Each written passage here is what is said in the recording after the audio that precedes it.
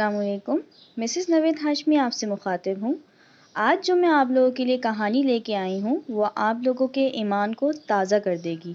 کہانی کچھ یوں ہے۔ ڈر و خوف کا واسطہ کسی سے پڑ جائے اس کی زندگی جہنم بن جاتی ہے۔ آج میں اس جہنم جیسی کہانی سنا رہی ہوں جو واقعی خوف، دہشت اور ڈر کی علامت بن گئی تھی۔ میرا نام میگی ہے، بہت حسین جمیل تھی، لوگ میرے حسن کے قصیدے گاتے تھے۔ پھر میری شادی ہیری سے ہو گئی تو جیسے زندگی اور رنگین ہو گئی۔ ہیری بھی بہت پیارا، ہینڈسم، کامیاب بزنس مین اور اسٹیبلش لڑکا تھا۔ دنیا کا ایک ایک کونا مجھے وہ دکھا رہا تھا۔ 6 مہینے میری شادی کو ہو گئے تھے۔ اس کا بزنس جگہ جگہ پھیلا ہوا تھا۔ وہ جس ملک جاتا مجھے بھی اپنے ساتھ ضرور لے کر جاتا۔ وہاں کا کام ختم کر کے اس ملک کا کونا کونا گھماتا تھا۔ وہ دن اسی طرح گزر رہے تھے کہ اچانک ہندوستان جانے کا پلان بن گیا۔ مندر مرگھٹ دیکھنے کا مجھے بہت شوق تھا اور وہی شوق میری پریشانی اور دہشت کی وجہ بن گیا۔ جب ہم انڈیا پہنچے تو میرا خوشی سے برا حال تھا۔ میں نے ہیری سے کہہ دیا تھا آپ اپنے آفس کا کام نپٹانا، میں مندر اور مرگھٹ وغیرہ دیکھوں گی، آپ کوئی ٹورسٹ کو میرے ساتھ کر دیں۔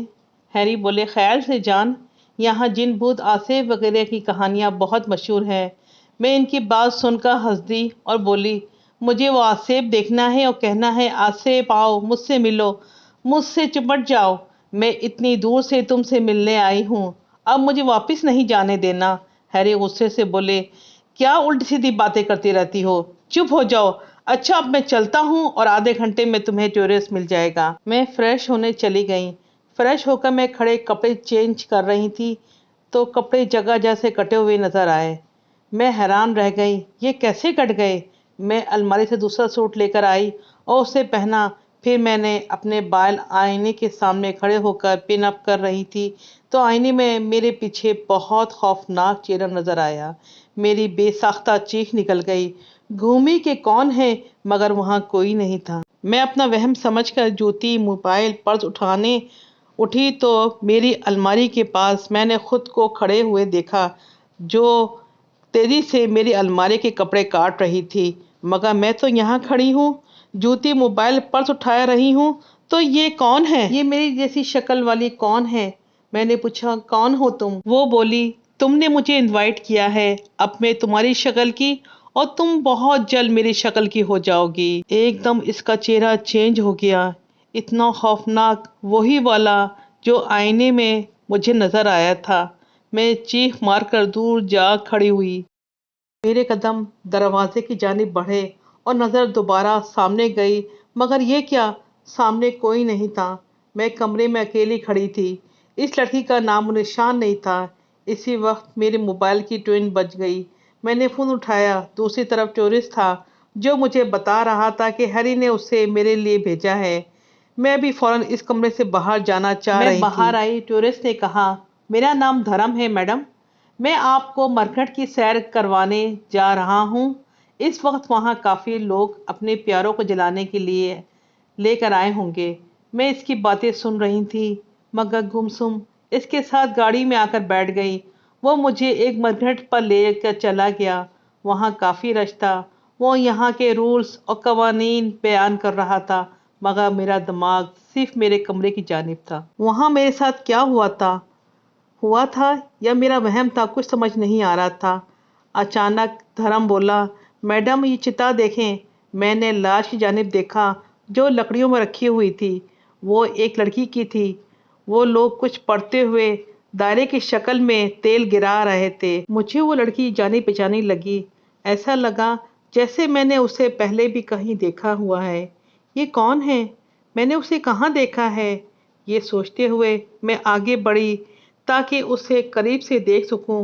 جب میں اس کے قریب گئی اسی وقت چتا میں آگ لگ گئی۔ میں بے ساختہ دور ہٹی تھی کہ ایک دم آگ میں جلتی ہوئی لڑکی نے میرا ہاتھ پکڑ لیا۔ میں اپنا ہاتھ چھڑا کر چیخ رہی تھی، اب میرے ہاتھ میں بھی آگ لگ گئی تھی۔ یہ دیکھ کر میں اور زور زور سے چلانے لگی۔ چلاتے چلاتے میری نظر چتا پہ پڑی تو چتا پر تو میں لیٹی ہوئی تھی۔ اف یہ کیا ہے؟ اسی وقت میرے ٹورسٹ نے پوچھا کیا ہوا میڈم، یہ آپ کے ہاتھ میں آگ کیسے لگ گئی؟ آپ تو بہت دور تھی، اگر میں آپ کے ہاتھ کی آگ نہیں بجھاتا تو آپ کافی جل جاتی، مگر اب بھی آپ کا ہاتھ کافی جل گیا ہے۔ چلیں پہلے کسی ہاسپٹل میں چلتے ہیں۔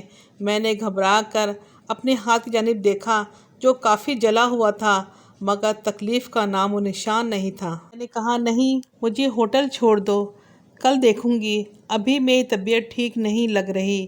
میں ہوٹل واپس تو آ گئی، مگر کمرے میں جانے سے ڈرتی رہی۔ اس وجہ سے میں ہال میں بیٹھ گئی، ہیری کا انتظار کرتی رہی۔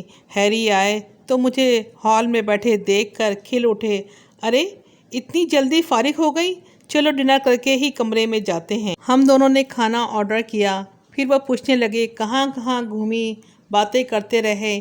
ان کی نظر میرے ہاتھ پہ پڑی اور چونک گئی، یہ کیا ہوا میگی؟ تمہارا ہاتھ اس بری طرح جلا ہوا ہے کہ اندر سے چربی نظر آ رہی ہے، یہ کیسے ہوا؟ اور ڈاکٹر کو کیوں نہیں دکھایا؟ میری نظر بھی اپنے ہاتھ پر پڑی، بہت خطرناک لگ رہا تھا۔ میرا ہاتھ اندر کی چربی تک نظر آ رہی تھی، کلائی سے کونی تک پھول جل گیا تھا، مگر مجھے درد کا احساس تک نہیں ہو رہا تھا۔ یہ بات بہت حیران کن تھی۔ میں نے ہیری کو تمام باتیں بتانا چاہی تو میری زبان نے میرا ساتھ نہیں دیا۔ آنکھوں سے آنسو گرتے رہے، مگر زبان میں تالا لگ گیا۔ ہیری فوراً اسپتال لے گئے۔